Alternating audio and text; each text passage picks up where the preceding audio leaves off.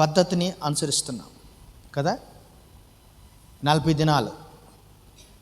ఏ దినాలు 40 దినాలు? సిలువ ధ్యాన దినములు లేదా కూడికలు అనుకుంటాం కదా. సిలువ ధ్యాన కూడికలు మనం ఎందుకు అనుసరించాలి? ఎందుకు అనుసరించాలి చెప్పండి. ఒకటి, అనేక మంది జీవితాల్లో లేదా క్రైస్తవ యొక్క జీవితాల్లో లేదా సంఘాల్లో ఇది ఆనవాయితీ అయిపోయింది. ఏమైపోయింది? అవునా? అలవాటు అయిపోయింది. ఈ సిలువ ధ్యానం అనేది మనము కేవలం ఈ దినాల్లో మాత్రమే కాదు, ప్రతి దినము మనము ధ్యానించుకోవాలి. ప్రభు అంటున్నాడు కదా, తనను తాను తగ్గించుకొని తన సిలువను ఎత్తుకొని నన్ను వెంబడించువాడు నాకు, అవునా? అంటే ప్రతి దినము తనను తాను తగ్గించుకొని సిలువను ఎత్తుకొని, అంటే బరువు మట్టి. సిలువ అంటే ఏంటి? బరువు, కొయ్య లేదా మ్రాను. అది మోయటం అనేది దేవుని యొక్క వాక్యం సెలవిస్తుంది, అది ధన్యత అంట మనకి. అంటే ప్రతి దినము సిలువ అంటే ప్రభు యొక్క సిలువ అంటే దానికి అర్థం ఏమిటంటే ప్రభువు పొందిన శ్రమలు, బాధలు, వేదనలు, రక్తము, మరణము, వీటినన్నిటిని జ్ఞాపకం చేసుకొనుచు మనం ఏం చేయాలంట? ఆ ప్రభు మన కొరకు ఏ ప్రభు అయితే, ఎవరైతే రక్తాన్ని చిందించి ప్రాణం పెట్టి తిరిగి లేచాడో ఆయన చేసిన పనులు మనము చేయాలి. మన జీవితాల్లో కష్టాలు, శ్రమలు, శోధనలు, బాధలు వచ్చినప్పుడు మనం ఏం చేస్తున్నామంటే చాలా వరకు మానవ రీతిగా మనము నిందిస్తాము, ద్వేషిస్తాము, లేదంటే కోపపడతాము. శరీర సంబంధమైన కొన్ని క్రియలు మనం ఏం చేస్తుంటే కనపరుస్తాం, అవునా కదా. కానీ ప్రభు వారు ఏం చేశారంటే ఇతరులు అంటే ప్రభు యొక్క అంటే దేవుని యొక్క చిత్తానుసారంగా ప్రభువుని హింసించినప్పుడు, అవమానపరిచినప్పుడు, కొట్టినప్పుడు, నిందించినప్పుడు ప్రభు వారు ఏం చేశారు? సమస్తాన్ని చెప్పండి. ఇప్పుడు సిపాయిలు, సైనికులు అందరు నిందించారు కదా, దూషించారు, హేళన చేశారు, గుద్దారు, ఉమ్మి ఊశారు. ఇవన్నీ చేసినప్పటికీ కూడా ప్రభు ఏం చేశారు? సహించాడు కదా. ఈ సహించటమే సిలువ ధ్యానము. హల్లెలూయా. మన జీవితంలో మన శత్రువులు, మన విరోధులు మన పట్ల ఇటువంటి అనేకమైన కార్యాలు చేసినప్పుడు వాటినన్నిటిని సహించి ప్రభు అంటున్నాడు కదా, నేను నీకు ఒక మాదిరి ఉంచి ఉన్నాను. మనము ఆయన అడుగు జాడల్లో నడుచుటే ఆ మాదిరి. హల్లెలూయా కదా. కానీ ఈ దినాన మనం ఏం చేస్తున్నామంటే సిలువ ధ్యానాన్ని మనం అనుసరిస్తున్నాం, కానీ సిలువను మోయటం మనము మరిచిపోతున్నాం. అంటే శ్రమలు, శోధనలు వీటన్నిటిని సహించటం మన వల్ల కావటం లేదు. శ్రమలు అనుభవించడం మనకి ఇష్టం లేదు, కష్టాలు అనుభవించడం మనకి ఇష్టం లేదు. మనకి ఎప్పుడు సౌఖ్యము, సంతోషము, సుఖము, ఆశీర్వాదం ఇవే కావాలి కదా. కానీ ప్రభు ఆ రీతిగా కోరుకున్నాడా? ఆయన జీవితకాలం 3.5 సంవత్సరము ఆయన ఏం అనుభవించాడంటే శ్రమలే అనుభవించాడు, అవునా కదా. కాబట్టి సిలువ ధ్యానములో మనము కూడి ఆయన సిలువ నిమిత్తము లేదా ఆయన పొందిన ఆ మరణాన్ని జ్ఞాపకం చేసుకొనుచు మన దినములను గడపాలని దేవుని యొక్క వాక్యం సెలవిస్తుంది. అందుకే చూడండి, తీతుకు రాసిన పత్రిక 3వ అధ్యాయము, తీతుకు రాసిన పత్రిక 3వ అధ్యాయము 8వ వచనం ఒక మాట మనం చదువుకుందాం. చదవండి. ఈ మాట నమ్మదగినది గనుక దేవుని యందు విశ్వాసముంచిన వారు సత్క్రియలను శ్రద్ధగా చేయుటయందు మనస్సుంచునట్లు నీవి సంగతులను గూర్చి దృఢముగా చెప్పుచుండవలెనని కోరుచున్నాను. ఇవి మంచివియు మనుషులకు ప్రయోజనకరమైనవియు. చాలు. హల్లెలూయా. దేవునికి స్తోత్రం. మీరు కొద్దిగా నాకు రెస్పాన్స్ ఇస్తే నేను కొంచెం మంచిగా చెప్పగలను, సరేనా? మీరు రెస్పాన్స్ ఇస్తే నేను మంచిగా చెప్పగలను. ఇక్కడ అంటున్నాడు కదా, దేవుని యందు విశ్వాసముంచిన వారు సత్క్రియలను శ్రద్ధగా చేయటయందు మనసుంచున్నట్లు. హల్లెలూయా, హల్లెలూయా. ఈ దినాన నువ్వు నేను మనమందరము దేవుని యందు విశ్వాసం ఉంచుతున్నాం, మంచిదే. కానీ సత్క్రియలు చేస్తున్నామా? సత్క్రియలు అంటే మంచి క్రియలు. ఇంకొక అర్థం ఏంటంటే సత్ అంటే సత్యము, ప్రవర్తన, లేకపోతే క్రియలు అంటే కార్యాలు. అంటే సత్యంతో కూడిన కార్యాలు. ఏంతో కూడిన కార్యాలు? సత్యంతో కూడిన కార్యాలు. యేసు ప్రభు జీవించిన కాలం అంతటా ఆయన సత్యమే చెప్పాడు. అబద్ధానికి చోటు లేదు, పాపానికి చోటు లేదు, అన్యాయానికి చోటు లేదు, అపవిత్రతకు చోటు లేదు. ఆయన ప్రభు అంటున్నాడు కదా, పిలాతు ఎదుట నిలిచినప్పుడు నేను సత్యమునకు సాక్షినై కదా. అంటే దేవుని యందు విశ్వాసం ఉంచున్న మనము సత్క్రియలు చేయటందు మనం ఆసక్తి కలిగి ఉండాలని దేవుని యొక్క వాక్యం సెలవిస్తుంది. హల్లెలూయా. ఈ దినాన నువ్వు సత్క్రియలు ఏం చేస్తున్నావు? దేవుడు ఇష్టపడే రీతిగా మనం సత్క్రియలు చేస్తున్నామా లేదా? దేవుని యొక్క వాక్యం సెలవిస్తుంది. ఎందుకు ప్రభు ఈ మాట సెలవిస్తున్నాడంటే ద్వితీయోపదేశకాండము 7వ అధ్యాయము 6వ వచనం ఒకసారి చూద్దాం. ద్వితీయోపదేశకాండము 7వ అధ్యాయము 6వ వచనం. నీవు నీ దేవుడైన యెహోవాకు ప్రతిష్ఠిత జనము. నీ దేవుడైన యెహోవా భూమి మీదనున్న సమస్త జనముల కంటే నిన్ను ఎక్కువగా ఎంచి నిన్ను తనకు స్వకీయ జనముగా ఏర్పరచుకొనెను. హల్లెలూయా.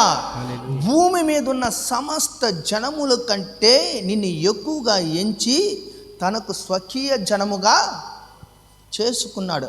అంటే భూమి మీద ఎన్నో కోట్ల మంది ఉన్నారు కదా. ఆ వారి అందరిలో ఉండి, అన్ని కోట్ల నుండి దేవుడు కేవలం నిన్ను మాత్రమే ఎందుకు ఉంచుకున్నాడు? ఒక్కసారి మనం ఆలోచన చేద్దాం. ఇప్పుడు మన ప్రాంతంలో లక్షల మంది ఉన్నారు, అయ్యా లేరా? ఈ ప్రాంతంలో వేల మంది ఉన్నారు. ఈ వేల మందిలో కేవలం మనల్ని మాత్రమే ఎందుకు ఉంచుకున్నాడు? ఎందుకో తెలుసా? దేవుని యొక్క వాక్యం సెలవిస్తుంది. ఎఫెసీయులు రాసిన పత్రిక 1వ అధ్యాయం 6వ వచనం ఉంటుంది, 6-7లో చెప్పండి.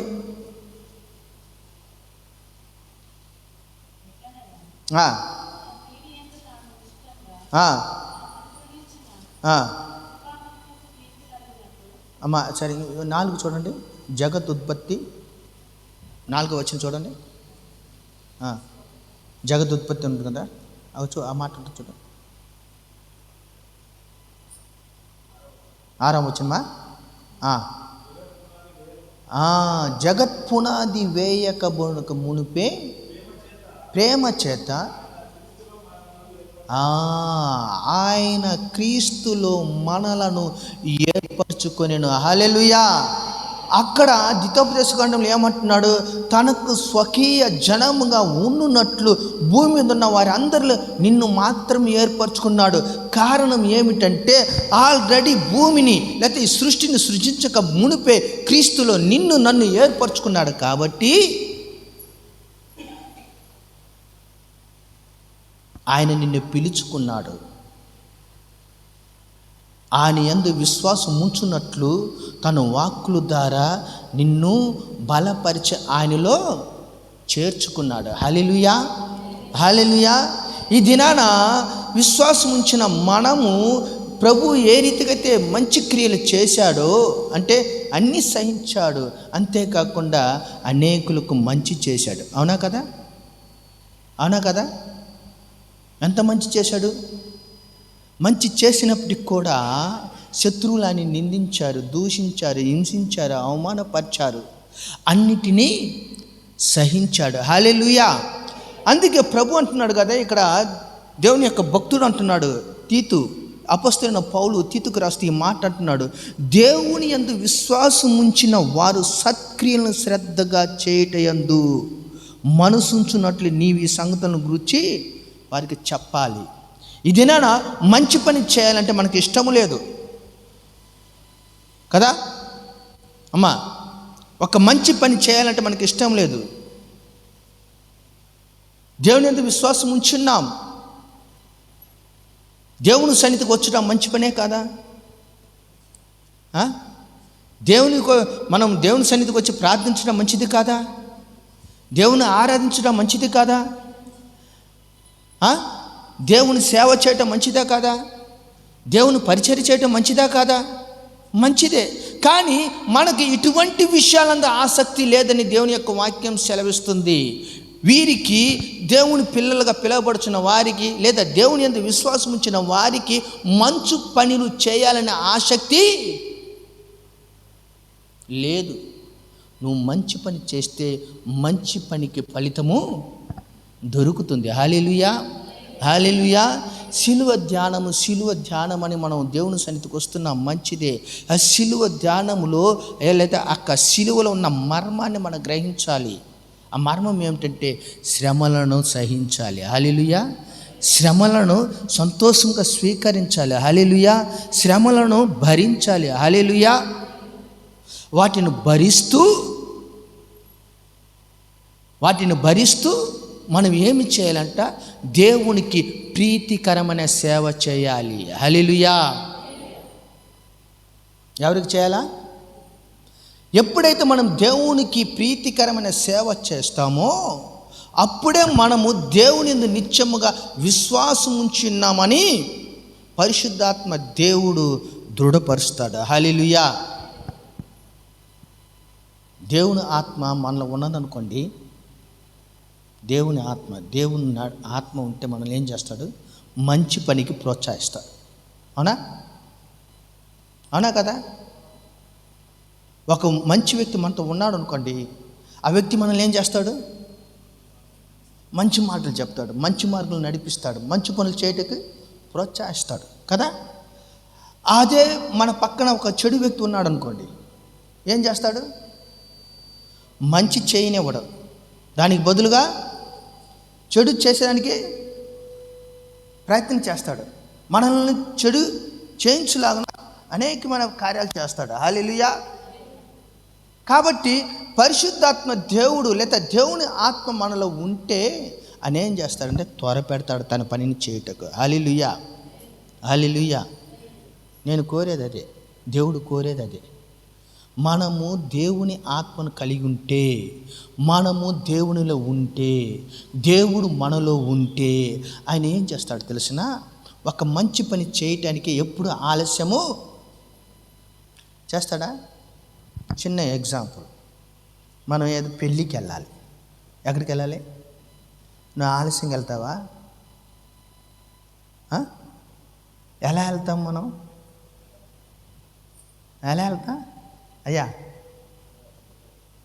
మంచిగా ముస్తాబయ్యి కదా, అది మంచిది. అలా వెళ్ళటం మంచిది. ఆ రీతికి వెళ్తేనే మనకి విలువ, మర్యాద కదా. ఇంట్లో ఉన్నట్టు ఇలా వెళ్తామా? వెళ్తే విలువ ఉంటుందా? పలకరించే వాళ్ళు కూడా మనల్ని సరిగా పలకరించడు కదా. సో సాధారణమైన విషయానికి మనం ఈ రీతిగా మనం ముస్తాబై వెళ్తామే, మరి దేవుని సన్నిధికి వచ్చినప్పుడు అది అంతకంటే మంచి పని కదా, గొప్ప పని కదా. నువ్వు దేవుని పని చేస్తే దేవుని పని ద్వారా నీకు ప్రతిఫలం దొరుకుతుంది. హల్లెలూయా. అందుకే అపొస్తలుడైన పౌలు గారు తీతుకుంటున్నాడు కదా, ఆ సంఘములో మంచి చేయాలని లేదా సత్ప్రవర్తన కలిగి లేదా మంచి క్రియలు చేయాలనే ఆసక్తి సంఘములో లేదంట. సంఘములో ఏం లేదంట? మంచి పనులు చేసే ఆసక్తి సంఘములో లేదు. కాబట్టి పౌలు గారు తీతుకు అంటున్నాడు కదా, నీవు ఈ సంగతులను వాళ్ళకి ఏం చేయాలంట? చెప్పాలంట. ఇంకొక మాట అంటున్నాడు చూడండి, అపొస్తలుడైన పౌలు గారు తీతుతో, అంటే సంఘానికి చెప్పమని. చూడండి, 2వ అధ్యాయం 12, 13, 14. ఈ 3 వచనాలు చదువుకుందాం. ఫస్ట్ 12 చదవండి. మనము భక్తిహీనతను, ఇహలోక సంబంధమైన దురాశలను విసర్జించి శుభప్రదమైన నిరీక్షణ నిమిత్తము అనగా మహాదేవుడును మన రక్షకుడనైన యేసుక్రీస్తు మహిమ యొక్క ప్రత్యక్షత కొరకు ఎదురు చూచుచు ఈ లోకములో స్వబుద్ధితోను నీతితోను భక్తితోను బ్రతుకుచుండవలెనని మనకు బోధించుచున్నది. ఆయన సమస్తమైన దుర్నీతి నుండి మనలను విమోచించి సత్క్రియల ఆసక్తి గల ప్రజలను తన కోసరము పవిత్రపరుచుకొని తన సొత్తుగా చేసుకొనుటకు తన్ను తానే మన కొరకు అర్పించుకొనెను. హల్లెలూయా, హల్లెలూయా. ఇక్కడ చూడండి 12వ వచనంలో అంటున్నాడు కదా పౌలు గారు, మనము భక్తిహీనతను ఇహలోక సంబంధమైన దురాశలను విసర్జించాలి. ఏం విసర్జించాలంట? భక్తిహీనత. మెయిన్ ఏంటంట? భక్తిహీనత. భక్తి కలిగిన వారు ఏం చేస్తారంటే, యెహోవా యందు భయభక్తులు కలిగిన వారు ఏం చేస్తారు? ఆయన సన్నిధిని వెతుకుతూ వస్తారు కదా అయ్యా, అవునా కదా? దేవుని యందు భయభక్తులు కలిగిన వారు, లేకపోతే దేవుని ప్రేమించేవారు, దేవుని కోరుకునేవారు, దేవుడు తనతో ఉండాలని, దేవుడు తనను ఆశీర్వదించాలని కోరుకునేవారు ఏం చేస్తారంటే దేవుని కోసం పరిగెత్తుకొని వస్తారు. భక్తిహీనులు ఏం చేస్తారంట? ఈ లోక సంబంధమైన వాటి మీద మనసు ఉంచి దేవుని సన్నిధిని నిర్లక్ష్యము చేస్తారంట. కానీ నేను మొదట 2 వాక్యాలు చూపించాను. ఒకటి ఏంటి? ద్వితోపదేశకాండ 7:6లో తనకు భూమి మీద సమస్త జనముల కంటే నిన్ను తనకు స్వకీయ జనముగా, ప్రతిష్ఠ జనముగా ఆయన ఏర్పరచుకున్నాడు. కారణం ఏమిటంటే జగత్ పునాది వేయబడక మునిపే క్రీస్తులో మనల్ని ఏర్పరచుకున్నాడు. కాబట్టి మనం ఎంత భక్తిహీనతను కలిగి ఉన్నప్పటికీ, ఈ లోక సంబంధమైన క్రియలు చేసినప్పటికీ, అయ్యో నా ప్రజలు నా యొక్క ప్రేమను, నా యొక్క కార్యములను గ్రహించలేకపోతున్నారు అని ఆయన ఎరిగి ఏం చేశాడంటే, నీ కోసం నా కోసం తన కుమారుని ఈ లోకానికి పంపాడు. హల్లెలూయా. గట్టిగా చెప్పాలని ఉంది, కానీ దేవుని ఆత్మ గట్టిగా గద్దించాలని ఉంది, కానీ ఎందుకో నాకు హల్లెలూయా, హల్లెలూయా, హల్లెలూయా దేవుని యొక్క వాక్యం చలవిస్తుంది. వీటినన్నిటిని విసర్జించి నీవు నేను మంచి క్రియలు చేయటానికి ప్రభు ఏం చేస్తాడంటే తన్ను తాను అప్పగించుకున్నాడు. హల్లెలూయా, హల్లెలూయా. దేనికి అప్పగించుకున్నాడు?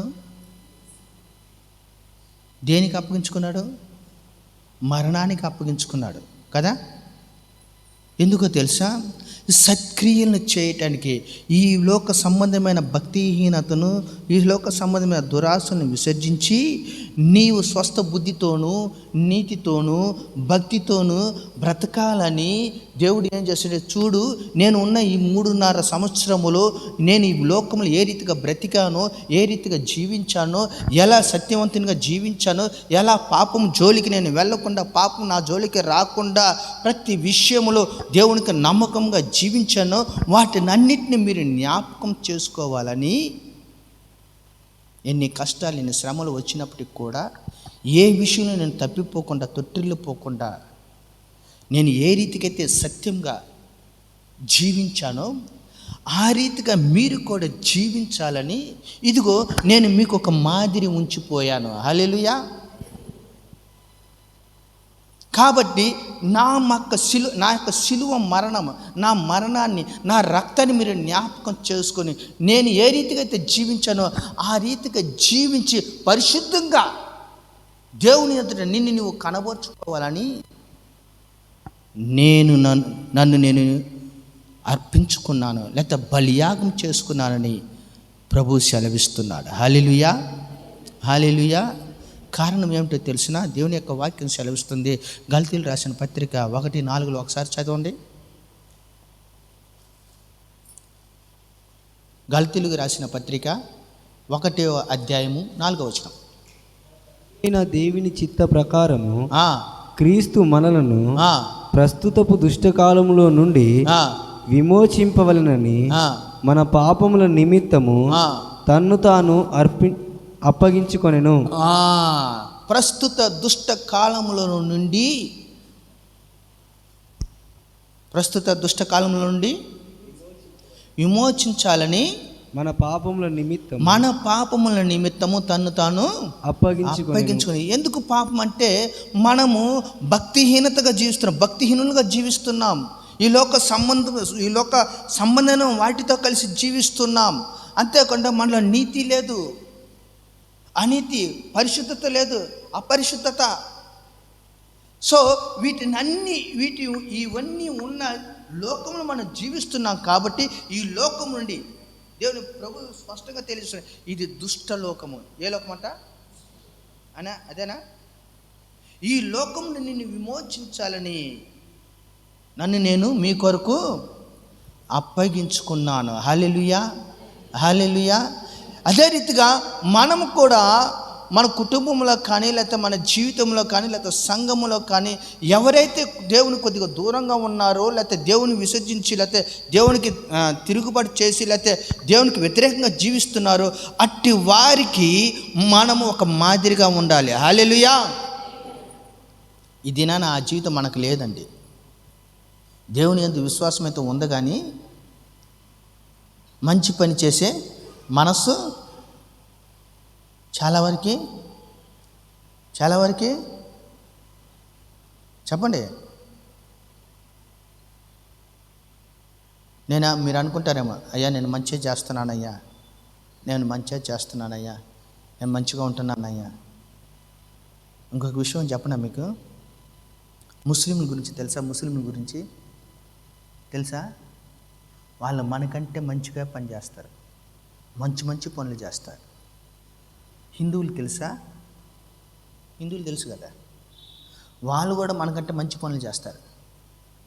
మీరు ఒకవేళ ఒక మనసు నుంచి వారి యొక్క పనులు మీరు గ్రహించినట్లయితే, చూసినట్లయితే, పేదల విషయంలో వారు చేసే సహాయము,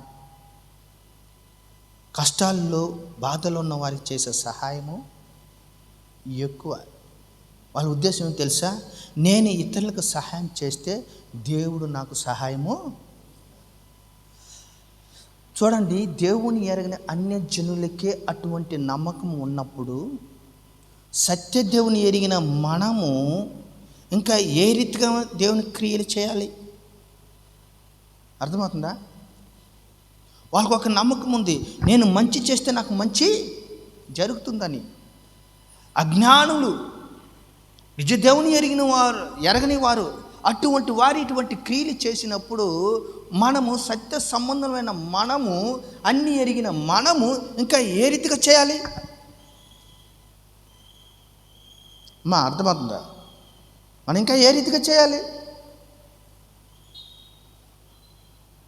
అటువంటి సత్య క్రియలు లేదా సత్ప్రవర్తన మనలో లేదు. కాబట్టి అపొస్తలుడైన పౌలు గారు తీతుకు సెలవిస్తున్నాడు కదా, నీవు ఈ సంగతులన్నీ చెప్పి వారు మంచి పనులు చేయలాగిన వారికి బోధించుము. ఎందుకంటే యేసు ప్రభు చనిపోయేంత వారికి మంచే చేశాడు, ఎవరికి ఏ కీడు చేయలేదు, ఎవరికి ఏ నష్టము చేయలేదు, ఎవరికి ఏ రీతిగా అపకారము చేయలేదు. ఆయన జీవించిన కాలం అంతా మంచే చేశాడు. ఎలా చేశాడు? శ్రమలు అనుభవిస్తూ. ఏం చేస్తూ? శ్రమలు అనుభవిస్తూ ఆయన మంచి చేశాడు. కాబట్టి అటువంటి స్వభావము, దేవుని యొక్క వాక్యం సెలవిస్తుంది, అటువంటి స్వభావము మనము కూడా ధరించుకోవాలని, లేకపోతే కలిగి ఉండాలని అపొస్తలుడైన పౌలు గారు తెలియజేస్తున్నాడు. హల్లెలూయా. శిలువ ధ్యానం అంటే వచ్చి కూర్చునేది కాదు, ప్రభు ఏ రీతిగా శ్రమలు అనుభవించాడో. అపొస్తలుడైన పౌలు గారు ఒక మాట అంటారు, క్రీస్తు అనుభవించిన శ్రమలు మిగిలిన వాటిని నా శరీరం అందు నేను మోయొచ్చున్నాను కదా. ఉందా లేదా వాక్యము?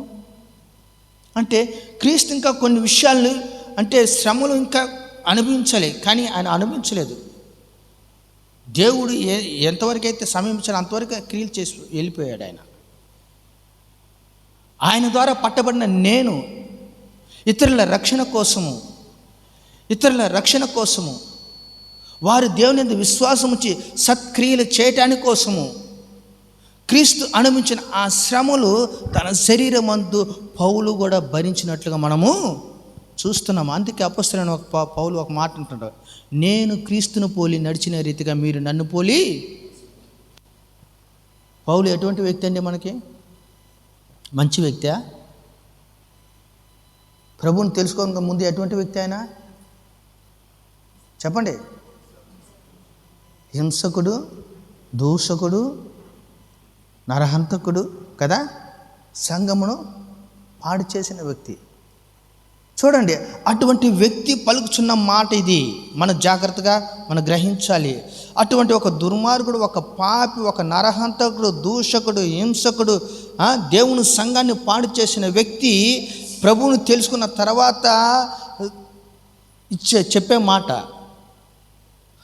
ప్రభువుని ఎరిగిన తర్వాత, ప్రభు దర్శనం కలిగిన తర్వాత ఆయన చెప్పే సాక్ష్యము ఏమిటంటే, నేను క్రీస్తును పోలి నడుచుకున్న రీతిగా మీరు నన్ను పోలి. ఎందుకు ఆ మాట చెప్పాలి? ఎందుకు చెప్పాలి? ఆయన క్రీస్తును తెలుసుకున్నాడు కాబట్టి, హల్లెలూయా. ప్రభువును తెలుసుకున్నాడు కాబట్టి, హల్లెలూయా. దేవుని యొక్క చిత్తం తెలుసుకున్నాడు కాబట్టి, హల్లెలూయా. ఈ దినాన మనం ఏం చేస్తున్నామంటే, దేవుని యందు విశ్వాసిస్తున్న మనకు చాలా వరకు దేవుని చిత్తాన్ని తెలుసుకోలేకపోతున్నాం. దేవుని చిత్తాన్ని కదా, దేవుని చిత్తం తెలుసుకుంటే, ఇందాక అయ్యగారు కొన్ని విషయాలు చెప్పాడు. అయ్యగారు కూడా చెప్పనక్కర్లేదు, ఎవరు చెప్పనక్కర్లేదు. నీ ఇల్లు శుద్ధం చేసుకోవాలని నీకు ఎవరైనా చెప్తారమ్మా? ఎవరైనా చెప్తారా మీకు? అయ్యా నువ్వు పనికి వెళ్ళినవని ఎవరైనా చెప్తారా? నీ కుటుంబం కోసం ఆలోచన ఎవరు ఇస్తారు? నీదే కదా. మరి మంచి పని చేసే విషయంలో ఎందుకు మనం నిర్లక్ష్యం చేస్తున్నాం? దేవుని పని చేసే విషయంలో మనం ఎందుకు నిర్లక్ష్యం చేస్తున్నాం? దేవుని పరిచర్య విషయంలో మనం ఎందుకు నిర్లక్ష్యం చేస్తున్నాం? నీ మట్టుకు నా మట్టుకు మన కోసం, మన కుటుంబం కోసం అన్ని మంచి చేయాలని ఆశ కలిగి ఉంటాం, కానీ దేవుని విషయానికి వచ్చేసరికి వెనకబడిపోతున్నాం.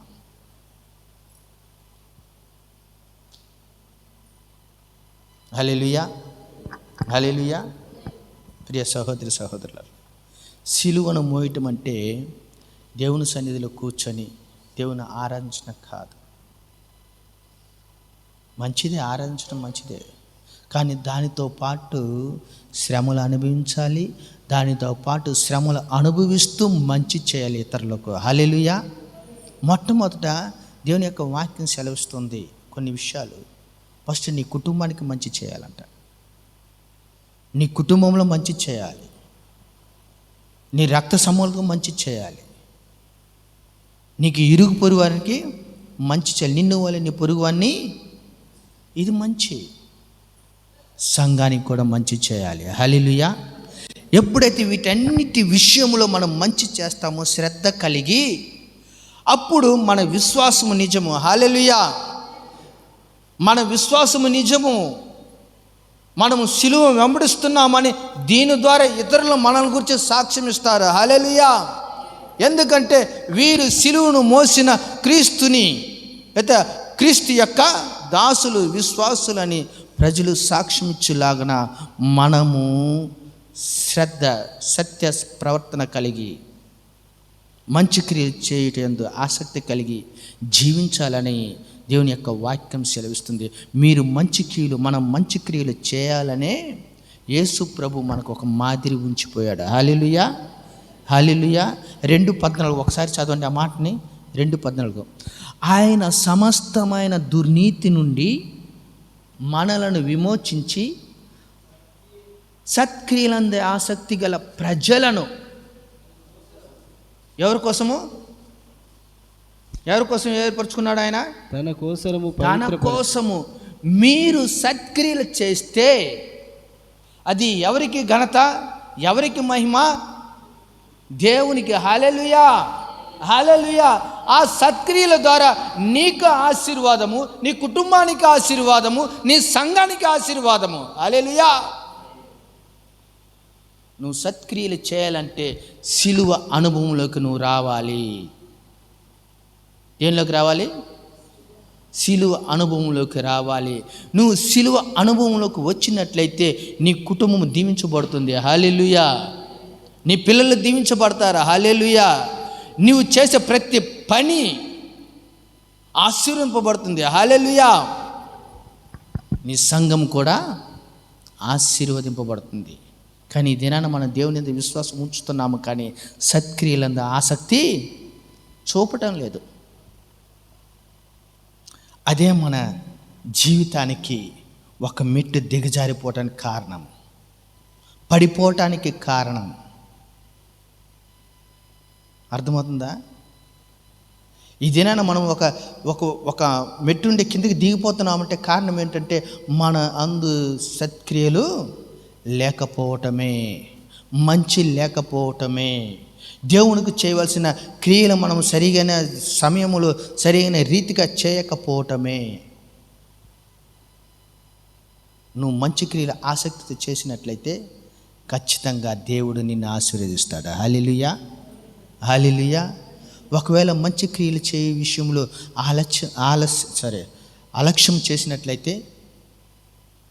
ఆలస్యం చేసినట్లయితే దేవుని యొక్క ఆశీర్వాదాలు కూడా మనకి ఆలస్యంగానే. నువ్వు ఎప్పుడైతే పూర్ణ మనసుతో దేవుని పనిని ఆసక్తిగా చేస్తావో ఆయన కూడా ఆసక్తితో నీకు ఇవ్వాల్సిన ఇస్తాడు. హల్లెలూయా.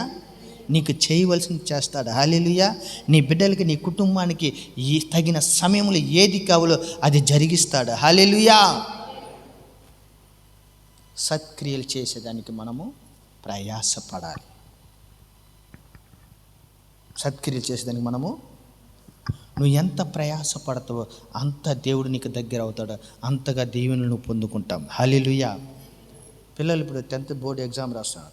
వాడు ఎంత రాత్రిపోలు శ్రద్ధతో ఆసక్తితో చదివితే అంత మార్కులు వస్తాయి కదా. నిర్లక్ష్యం ఉంటే ఏమైపోతాడు? పాస్ అవుతారు. మంచి మార్కులు వస్తాయా కదా. అదే రీతిగా దేవుని విషయములో, సంఘం విషయములో మనం సత్క్రియలు కానీ ఆసక్తితో చేయకపోతే దేవుని యొక్క దీవెనలు, ఆశీర్వాదాలు మనకి రావు. కాబట్టి సిలువ ధ్యాన దినాల్లో ఉంటున్న మనము ప్రభువు ఏం చేశాడంటే ఒక మాదిరి ఉంచిపోయాడు. మన కష్టాల్లో మనం ఏం చేస్తాడో దూరంగా ఉంటాం. మంచిగా ఉన్నప్పుడు మంచిగా అన్నీ చేస్తాము. కాదు. నువ్వు కష్టాల్లో, మంచి సుఖంలో, దుఃఖంలో, సంతోషంలో కూడా ఒకే రీతిగా ఉండాలని దేవుని యొక్క వాక్యం సెలవిస్తుంది. హల్లెలూయా, హల్లెలూయా. కాబట్టి ప్రియ సహోదరి సహోదరులారా, ఈ మాట మీరు శ్రద్ధగా గ్రహించి మనం నిజంగా మన సిలువను మనం ధ్యానించినట్లయితే, మనము సిలువ యొద్దకు వచ్చినట్లయితే, ప్రభువు మన కోసం నిజముగా చనిపోయాడని మనం గ్రహించినట్లయితే మనం ఏం చేస్తామంటే ప్రభు కొరకు మంచి పనులు చేస్తాం. హల్లెలూయా. ఎవరి కొరకు చేసేది? నీ కొరకు, నా కొరకు కాదు, ప్రభు కొరకు చేస్తున్నాం. హల్లెలూయా. ఇంకొక మాట చదివి ముగిస్తాను. 3:14 తీతుకు రాసిన పత్రిక 3:14. మన వారును నిష్ఫలులు కాకుండా నిమిత్తము అవసరమును బట్టి సమయోచితంగా సత్క్రియలను శ్రద్ధగా చేయుటకు నేర్చుకొనవలెను. హల్లెలూయా. నిష్ఫలులు కాకుండా, నువ్వు దేవుని యందు విశ్వాసం ఉంచావు కానీ నీ విశ్వాసం వ్యర్థము కాకుండా నువ్వు ఏం చేయాలంటే మంచి పనులు చేయటానికి నేర్చుకోవాలి. హల్లెలూయా, హల్లెలూయా. నువ్వు మంచి పనులు చేయడానికి ఎప్పుడైతే నేర్చుకుంటావో నిశ్చయముగా నీవు ప్రభు యొక్క శిలువను జ్ఞాపకం చేసుకుంటున్నావు, శ్రమలను జ్ఞాపకం చేసుకుంటున్నావు, బాధలను జ్ఞాపకం చేసుకుంటున్నావు, నిందలను జ్ఞాపకం చేసుకుంటున్నావు. నా ప్రభు ఇన్ని భరించి నన్ను విమోచించాడు కదా. ఆయన రక్తంతో నన్ను విమోచించాడు, ఆయన శిలువ మరణం ద్వారా నన్ను విమోచించాడు. కాబట్టి నేను నా ప్రభు చేసినట్టుగా మంచి క్రియలు చేయాలి అనే ఆలోచన కలిగి ఉంటే దేవుని యొక్క వాక్యం సెలవిస్తుంది. ప్రభు అంటున్నాడు కదా, నేను నీకు తోడుగా ఉంటాను. హల్లెలూయా. నేను నీకు తోడుగా ఉంటాను, నిన్ను విడువని ఎడబాయనని దేవుడు వాగ్దానం చేస్తున్నాడు. హల్లెలూయా, హల్లెలూయా. ఇంకా చెప్పాలని చాలా విషయాలు ఉన్నాయి అయ్యారా, చాలు. దేవుని చిత్తం అయితే ఇంకా కొన్ని విషయాలు మనం ధ్యానించుకుంటాం. శిలువ ధ్యానం అంటే ఏదో వచ్చి వెళ్ళటం కాదు, ప్రభు యొక్క శ్రమలలో పాలు పొందుచూ మంచి చేయడమే శిలువ ధ్యానము. హల్లెలూయా, హల్లెలూయా. నువ్వు శిలువ ధ్యానం ప్రభు యొక్క శ్రమలను పాలు పొందకుండా మంచి చేయకుండా దేవుని సన్నిధికి వచ్చి మనం ఎంత చేసినా అది వ్యర్థమే. నీకు, నీ కుటుంబానికి, మన కుటుంబాలకి, సంఘానికి ఆశీర్వాదము కావాలంటే, పొందాలంటే మనము శ్రమలతో పాటు మంచి కూడా చేయాలి. సత్ప్రవర్తన, సత్యంతో కూడిన మంచి పనులు, నిజముగా మంచి పనులు, కపటమైన పనులు కాదు, మోసకరమైన పనులు కాదు, అబద్ధంతో కూడిన పనులు కాదు. హల్లెలూయా. నీ మాట అవునంటే అవును, కాదంటే కాదు. ఆ రీతిగా ఎప్పుడైతే మనం కలిగి జీవిస్తామో ప్రభు మన పక్షాన ఉంటాడు. హల్లెలూయా, హల్లెలూయా. అప్పుడు మనం ఏది అడిగినా ప్రభు వెంటనే చేయగల సమర్థుడు. హల్లెలూయా, హల్లెలూయా. మా సంఘంలో నేను చెప్పేది ఇదే మాట. మనము దేవునికి ఇష్టలుగా ఉండకుండా మనం ఏది అడిగినా ఆయన, చెప్పండి, మనము దేవునికి ఇష్టలుగా ఉండకుండా మనం ఏది అడిగినా ఆయన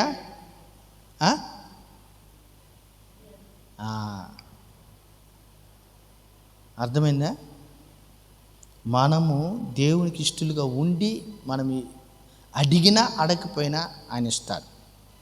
హల్లెలూయా. కాబట్టి విశ్వాసం అంటే సాధారణమైన విషయం కాదు. విశ్వాసం అంటే సమస్తాన్ని సహించడమే, భరించడమే.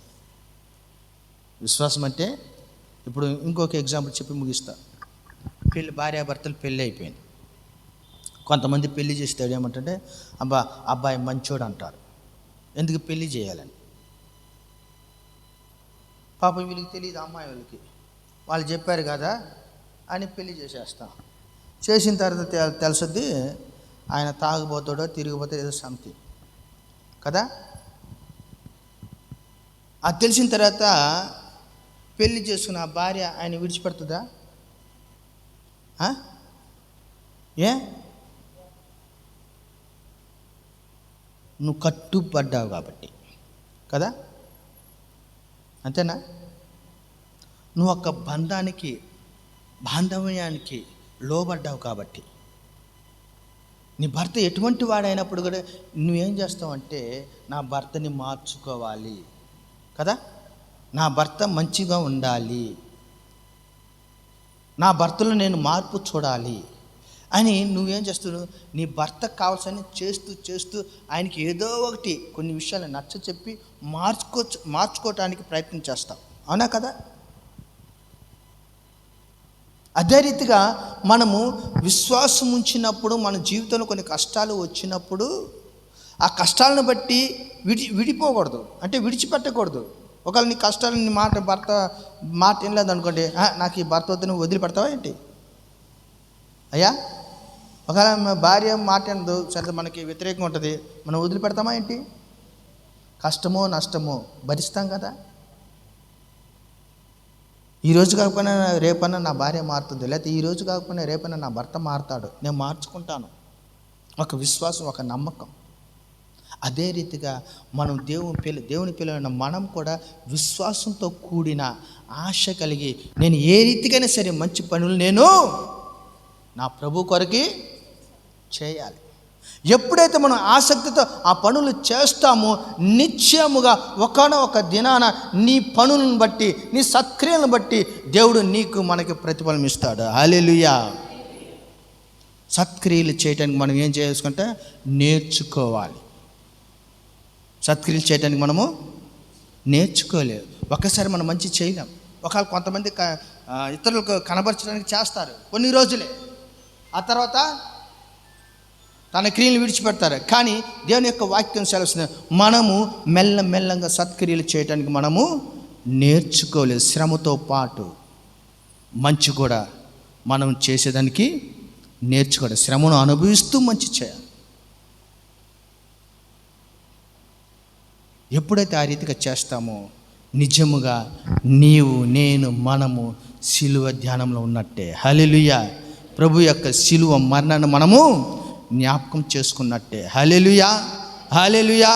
ఇవన్నీ మనము చేయకుండా మనం వచ్చి ఎన్ని చేసినా, ఆ సొలొమోను భక్తుడు అంటున్నాడు కదా, వ్యర్థము వ్యర్థము వ్యర్థము సమస్తము. కాబట్టి సిలువ ధ్యానంలో లేకపోతే సిలువ ధ్యాన కూడికలు వస్తున్న మనము ప్రభు యొక్క శ్రమను గుర్తించి దానితో పాటు సత్క్రియలు చేసు. ఎంతోమంది ఎన్నో శ్రమల్లో ఉన్నారు, బాధల్లో ఉన్నారు, కష్టాల్లో ఉన్నారు. వారికి మంచి చేసి ప్రభువు యొక్క నామాన్ని ప్రకటిస్తూ దేవుని యొక్క ఆశీర్వాదం పొందుకుందాం. హల్లెలూయా. మనల్ని, మన కుటుంబాన్ని దేవుడు దీవించును గాక. ఆమేన్. సమయం ఇచ్చిన దేవునికి మరి దైవజనానికి మరొకసారి వందనాలు.